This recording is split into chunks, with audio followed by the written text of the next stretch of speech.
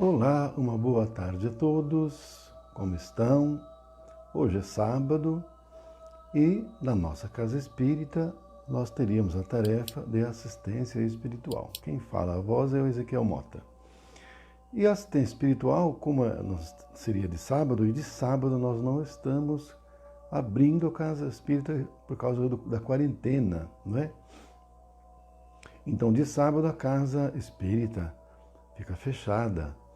E por isso, então, é que nós continuamos com as lives. Ao menos, em alguma medida, supre, né, a tarefa que nós realizávamos aos sábados. Na dimensão espiritual, a casa espírita continua funcionando normalmente todos os dias. Mas, aqui na nossa terceira dimensão, no nosso mundo físico, nós estamos com a casa, infelizmente, fechada aos sábados. Estamos abrindo, portanto, a Casa Espírita às sextas-feiras, das 19 às 19h45, com a palestra evangélica. E no domingo, também aberto ao público, das 9 horas da manhã às 10 horas, com a palestra espírita. Às segundas-feiras é a tarefa de assistência espiritual, mas ela é privativa para os médiuns da casa. Então a casa não fica aberta ao público de segunda-feira. Contudo, tanto segunda quanto terça e todos os demais dias da semana, as palestras online aqui pelo Facebook da nossa Casa Espírita, as palestras ocorrem todos os dias. E depois também são convertidas e editadas e são inseridas no canal do YouTube da nossa Casa Espírita Maria de Nazaré, cujas iniciais são CEMN-POA. E nós pediríamos a todos que visualizassem, dessem like nas palestras, abrissem o canal da Casa Espírita e aqueles que não são inscritos se inscrevessem. Aqueles, eventualmente, que sejam inscritos, verificassem se a inscrição está ativa, que às vezes inadvertidamente acaba a inscrição se desfazendo sozinha, né? Então dá uma olhadinha, se por acaso a inscrição se perdeu, se inscreve de novo e dê o like visualizando as palestras. Por fim, nós convidamos a todos que compartilhassem as palestras. É uma forma da gente divulgar. Conforme a gente compartilha, a gente está divulgando a doutrina espírita. A gente fica muito grato a todos por isso. Hoje a palestra, que seria proferida pela Vânia, como a gente fez um remanejamento, eu que farei. O tema é aquele da escala de sexta-feira, que é a parábola do semeador. Parábola do semeador, que está contida no capítulo 17, item 5 do Evangelho segundo o Espiritismo. Nós vamos agora fazer uma prece. Os que quiserem acompanhar, fico feliz com isso, e a gente em seguida dá início. Pai nosso que estais no céu, santificado seja o vosso nome. Venha a nós o vosso reino. Seja feita a vossa vontade, assim na terra como no céu. O pão nosso de cada dia nos dai hoje. Perdoai nossas ofensas, assim como perdoamos a quem nos tem ofendido. Não nos deixando cair em tentações, mas livrando-nos de todo mal, que assim seja. Graças a Deus. Bem, aqueles que tiverem eventualmente precisando de orações, alguma pessoa para si próprio, né? Ou para alguma pessoa que conheça, que esteja precisando, depois é só fazer um pedido lá no grupo de WhatsApp da Casa Espírita, que a gente depois recolhe essas informações e coloca na caixinha de orações na Casa Espírita. E o tratamento será feito pelos mentores, especificamente na tarefa de segunda, mas poderá ser qualquer dia, né? A gente também, para não esquecer, sempre reitera que realizemos o Evangelho no Lar. Então, todos aqueles que puderem, que possam fazer o Evangelho no Lar, porque o Evangelho no Lar traz um equilíbrio vibracional dentro do lar, dentro da casa. E esse equilíbrio vibracional traz um ambiente de proteção. Atraem os espíritos amigos, o mentor da casa, que é para além do mentor individual de cada um de nós, sempre se faz presente no dia da tarefa. Ele, inclusive, traz outros espíritos que precisam ouvir aquele tema da palestra do Evangelho no Lar, do tema que vai ser desenvolvido, não é? Então a casa ganha uma dinâmica muito especial e quem puder realizar, a gente recomenda que o faça. Se alguém tiver alguma dúvida, a gente tem os panfletos lá na Casa Espírita, é só pegar lá o roteiro de como realizar o Evangelho no Lar. Bom, a parábola do semeador, como eu disse, está contida no capítulo 17, item 5 do Evangelho segundo o Espiritismo. Essa parábola Jesus contou às pessoas que andavam à volta dele. E ele contou a seguinte parábola, que um semeador saiu a semear e algumas sementes caíram na estrada.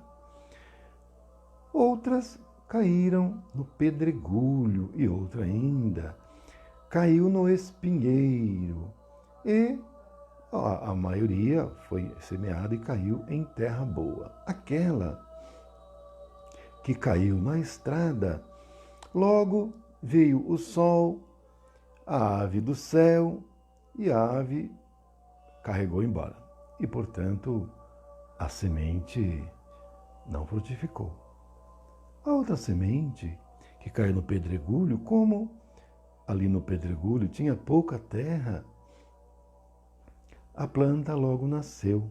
Mas, como ela não tinha raiz, ela não teve como crescer. E o sol inclemente matou a plantinha. Por outro lado, aquela semente que caiu no espinheiro, ela conseguiu nascer, mas acabou sendo sufocada pelo espinheiro e morreu também. Somente as sementes que caíram em terra boa é que nasceram, se desenvolveram e frutificaram, a 100 por 1, a 60 por 1 e a 30 por 1.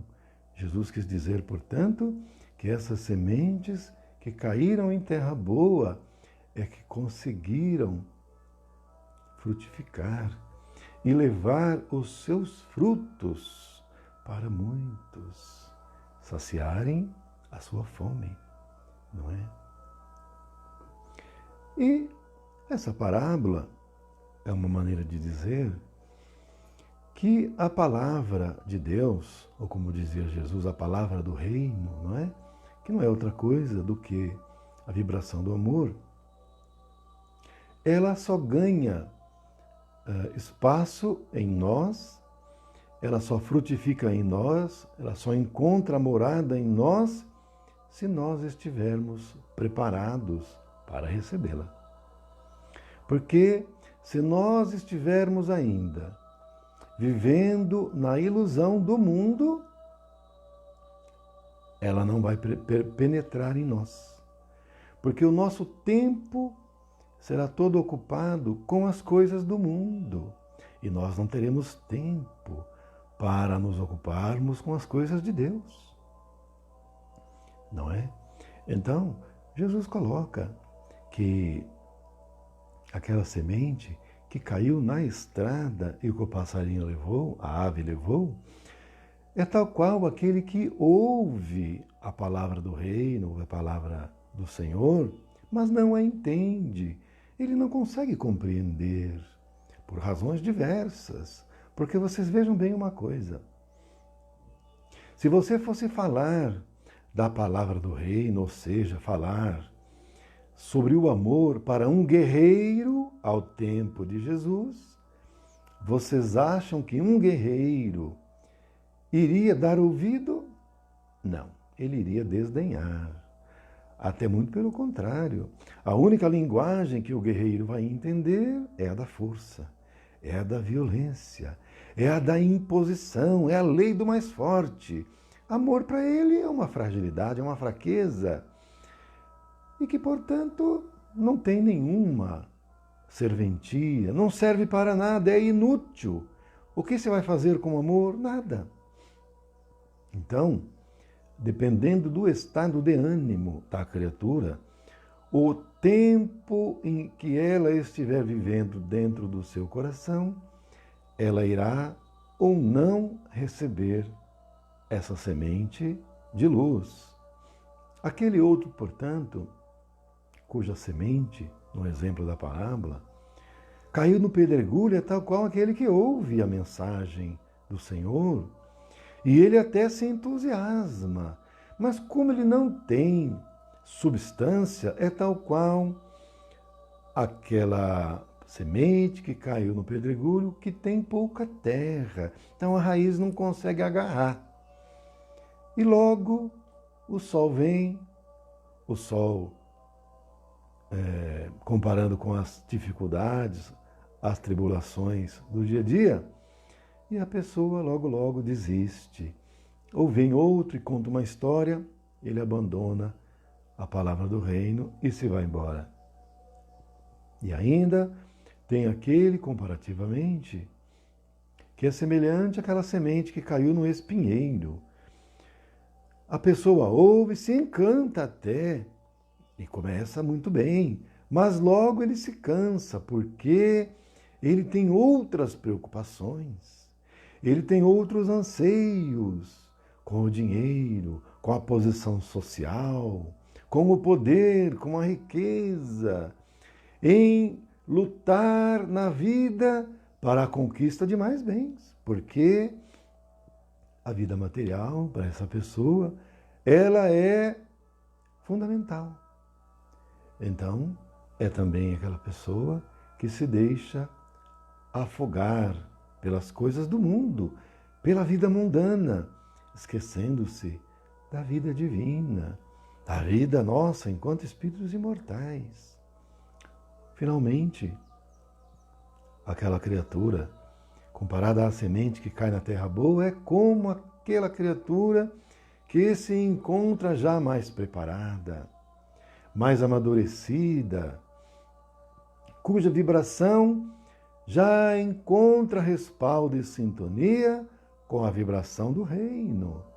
E aí então a semente cai naquela terra boa e ela frutifica, e ela cresce e dá frutos, frutos que serão depois distribuídos para muitos, que irão saciar a fome de muitos, que irá se converter em novas sementes, porque uma semente tem dentro de si quantas outras sementes? Uma semente se converte em uma árvore dá os frutos por toda a sua vida, nas estações correspondentes, e cada um desses frutos tem inúmeras sementes. E ao longo da vida da árvore, quantos frutos ela não dá, e quantas sementes dentro de cada fruta ela não tem distribuído para saciar a fome daqueles que padecem de inanição, de fome e de sede. Agora,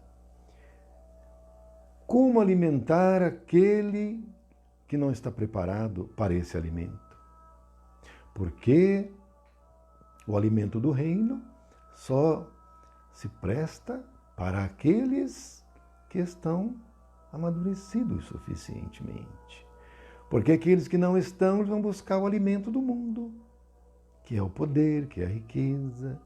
Mas aqueles jamais amadurecidos, o alimento é o do reino. Como Cristo disse, o meu alimento é fazer a vontade do meu Pai. Então vocês vejam que o alimento do Cristo não estava nas coisas do mundo. O alimento do Cristo estava em fazer a vontade de Deus. Era em fazer a vontade de Deus que o Cristo se saciava, que se nutria, que se plenificava. Contudo, para aqueles que não se encontram ainda naquela vibração e na sintonia divina, o alimento é o alimento do mundo. Porque o alimento de Deus ainda não o sacia.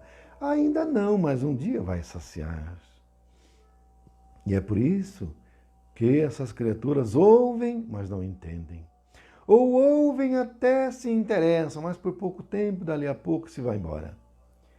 Porque ela tem outros anseios, outras expectativas, outras necessidades, outros sonhos, outras ilusões.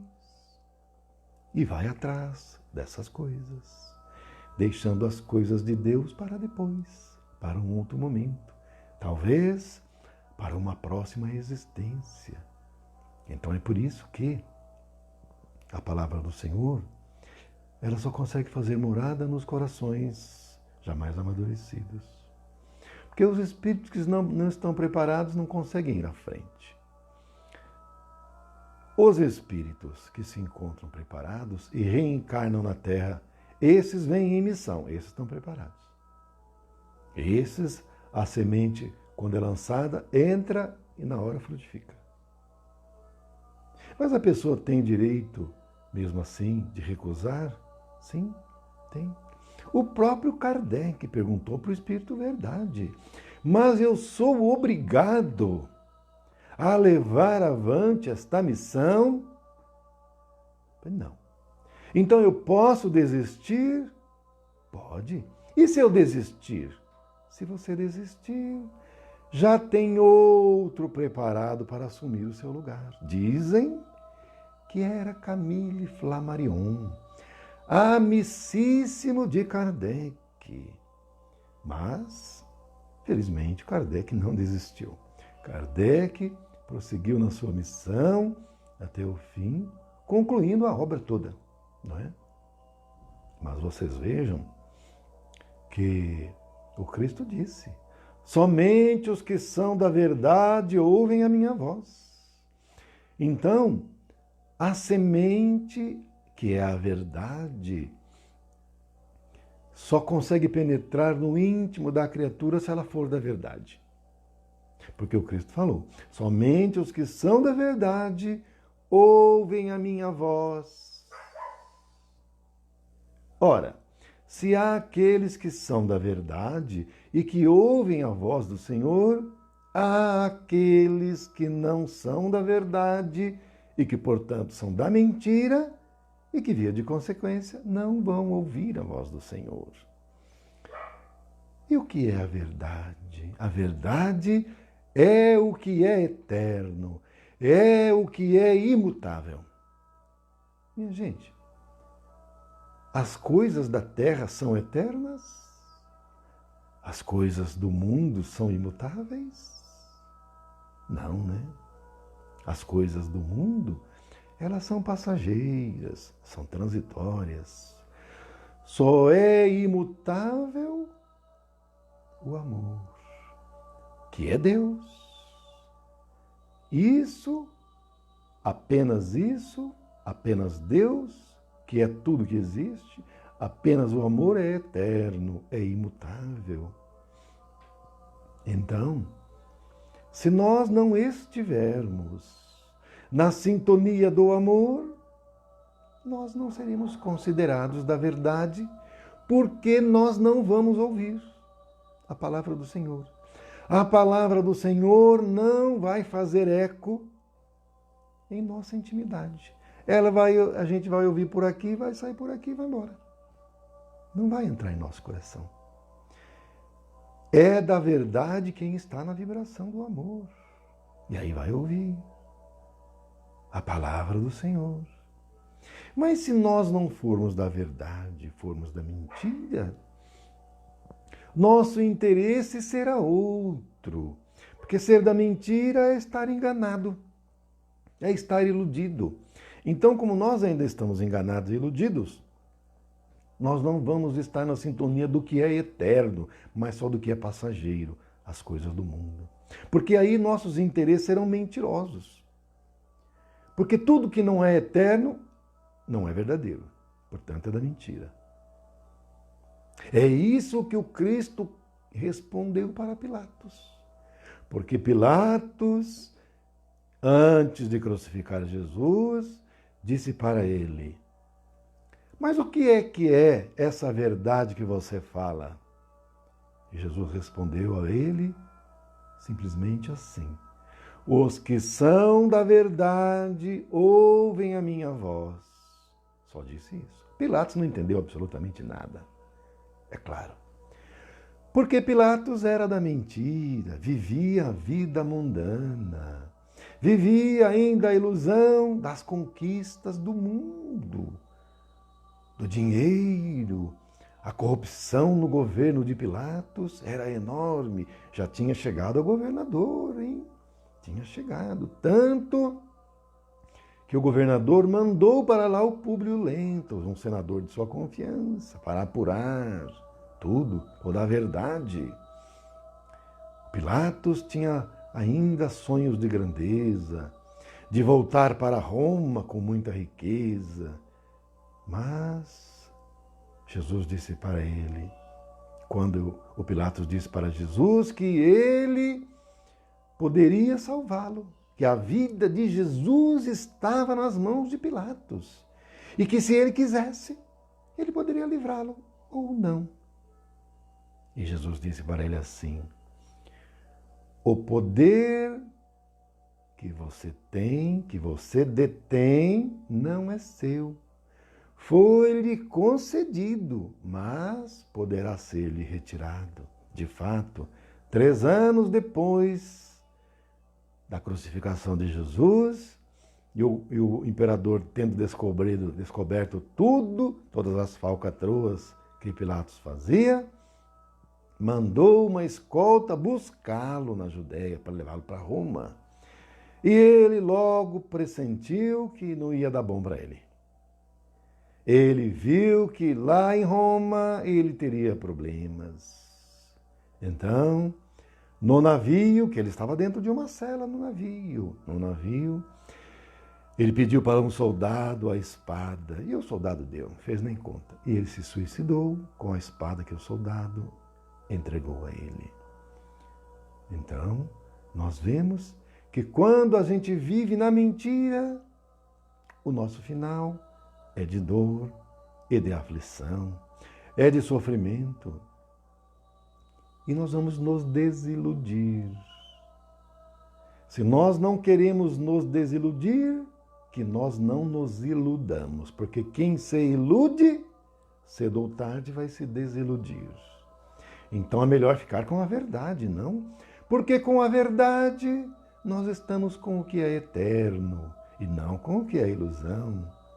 E o que é eterno é Deus, é o amor. Vamos viver em pleno estado da alegria e não no estado da violência. Porque quem está no estado da violência é também da mentira. Vive também na ilusão do mundo. Porque tudo quer resolver pela violência. A conquista é pela lei do mais forte. E é pela violência que alguém que pensa assim consegue as coisas que quer. Pela violência. Pensam que tem democracia, naqueles tempos antigos, mais recuados, não tinha democracia.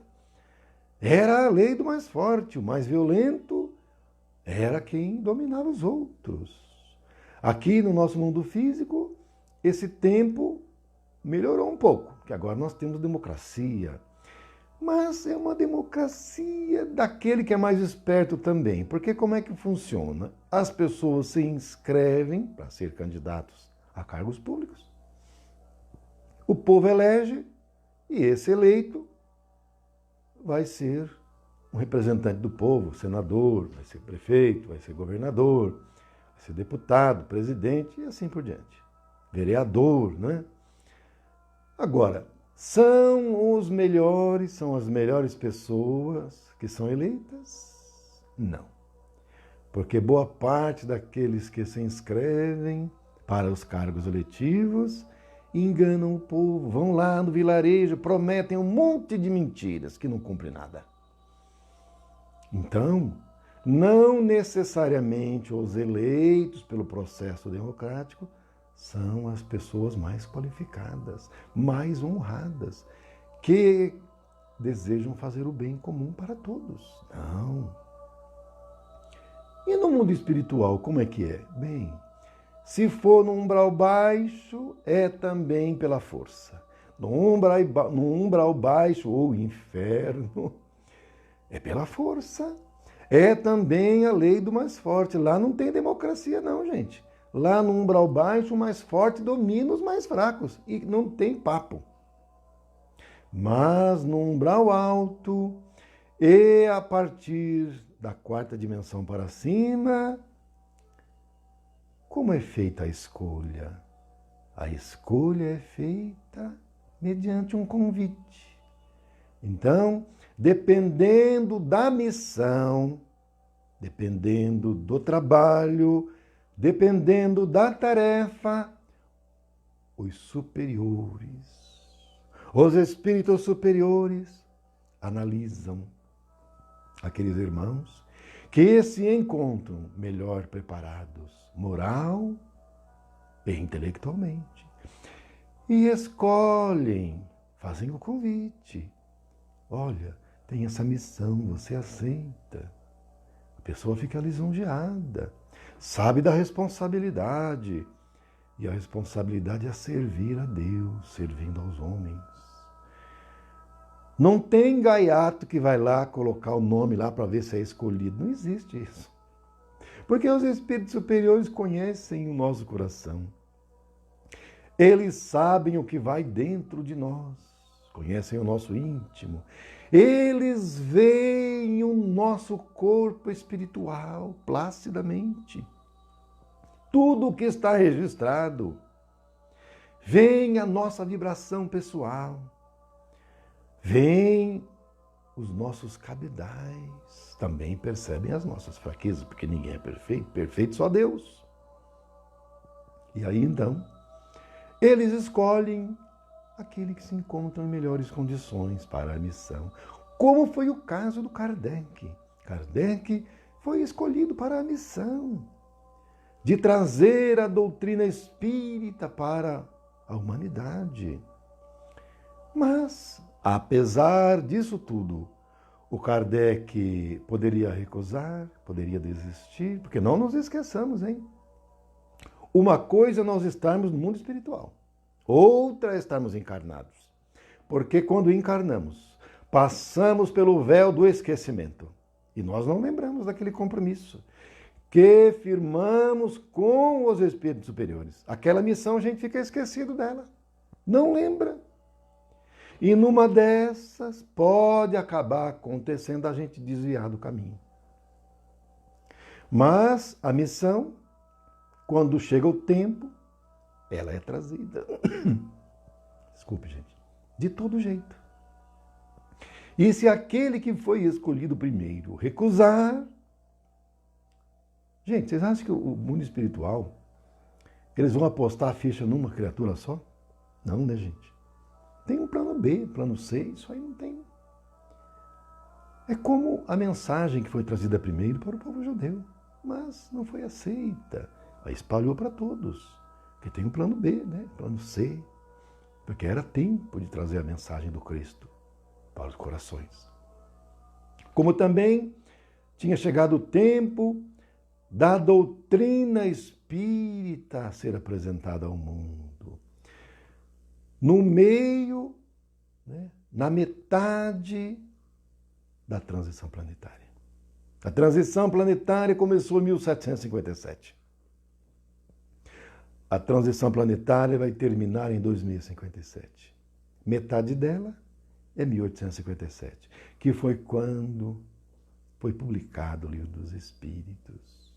O Livro dos Espíritos, que foi o primeiro da codificação kardeciana e depois os demais, trazendo ao mundo a mensagem pura e cristalina do Cristo, o Evangelho redivivo, primitivo do Cristo, límpido, sem parábolas, sem escondimentos, tudo explicado às claras, para não ter mais dúvidas, explicando o que é verdadeiramente o próximo, explicando sobre a lei de causa e efeito, do livre-arbítrio, explicando sobre a lei das reencarnações, a lei do progresso, a lei do trabalho e as demais leis divinas que regem o universo infinito. Então, a doutrina espírita nos trouxe a mensagem do Cristo rediviva, mas com clareza, sem parábolas, para que todos entendam, para que todos possam compreender, para que não haja dúvida. Mas ainda assim, aqueles que não são da verdade, não é que não vão entender, não vão aceitar, o que é diferente. Porque as pessoas da atualidade são inteligentes suficientes para entender a mensagem trazida pelo Cristo na roupagem da doutrina espírita. Todos podem compreender. Mas se a pessoa não aceita, seja porque a vida ela é materialista, seja porque ela é de uma outra religião, ou até seja cristã, mas ela seja do segmento cristão, divorciado da doutrina espírita, não vai aceitar. Você falar para um evangélico sobre reencarnação, ele não vai aceitar. Quando Moisés proibiu a conversação com espíritos, se falar que conversa com espírito para o evangelho, fala que é coisa do diabo. Então não adianta. Não é que a pessoa não entenda, ela não aceita. E não é que seja uma pessoa ruim, não necessariamente. Pode ser uma pessoa boa, mas ela não permite penetrar nela esses novos conceitos, que a pessoa fica fechada em si, não é? Aquela fé cega, enquanto que a doutrina espírita nos trouxe a fé raciocinada, porque a gente tem que raciocinar por nós mesmos, porque o padre pode falar, o pastor pode falar, o médium espírita, o orador espírita pode falar, mas se nós analisarmos racionalmente que aquilo que está sendo falado é sem lógica, é sem sentido, e mais ainda, é contrário à mensagem do Senhor, nós não podemos acatar, nós não podemos aceitar, nós não vamos brigar com ninguém, a pessoa continua lá, mas nós não vamos dar crédito. Pode chegar alguém e dizer assim, eu sou o Cristo. Não. Como tem, hein? Tem espíritos que se apresentam em a tarefa de assistência espiritual, se apresentando como baluartes da história, dizendo que são figuras importantes, imponentes da história da humanidade. E olha, de uma inteligência vivaz, importante, mas depois que ele começa a falar, você logo vai vendo que não era bem aquilo. Porque começa a faltar a ele uma coisa importante, a humildade. Você já logo vê que não pode ser. Porque aquele que é, não fica falando, não fica alardeando, não fica dizendo para os outros o que fazer, como se comportar. Não. O Espírito de Luz, o mentor, ele respeita o livre-arbítrio do seu tutelado. Ele deixa a pessoa tomar sua decisão. Ele sugere, mas a decisão ele não interfere. Os mentores são assim. Os espíritos de luz são assim. Então, a parábola do semeador é essa que nos traz esse entendimento que apenas quando a mensagem do Senhor cai em terra boa, que é aqueles que são da verdade, que são aquelas criaturas mais amadurecidas que se encontram na vibração do Senhor, é que vão receber a mensagem e vão se satisfazer com ela, porque essa mensagem é o alimento que nutre a cada um daqueles que vivem e que recebem a palavra de Deus como alimento, como Cristo, que o meu alimento é fazer a vontade do meu Pai. Que possamos cada um de nós também nos nutrir com a palavra do reino, que ela satisfaz o espírito. E satisfeitos enquanto espíritos eternos, estaremos na sintonia do Pai e servindo, porque o maior servidor de todos é Deus. Nós vamos ficando por aqui. Vamos fazer uma oração que eu convido vocês a fazerem comigo agora para a gente terminar. Ave Maria, cheia de graça, o Senhor é convosco. Bendita sois vós entre as mulheres, bendito é o fruto do vosso ventre, Jesus. Santa Maria, Mãe de Jesus, rogai por nós, os seus filhos, agora e na hora do nosso desencarne, que assim seja. Muita paz. Amanhã, vamos prestigiar a palavra da nossa palestra da nossa amiga Arielle. Segunda-feira, a Vânia, não é? Terça e quarta, o Sérgio. E na quinta-feira, estaremos juntos novamente. Tenham um excelente resto de final de semana. Amanhã, para aqueles que têm filhos que vão fazer prova na Unesp, boa prova para todos. Minha filha vai fazer. Boa prova para todos, um bom final de semana para todos. Fiquem com Deus e até a próxima.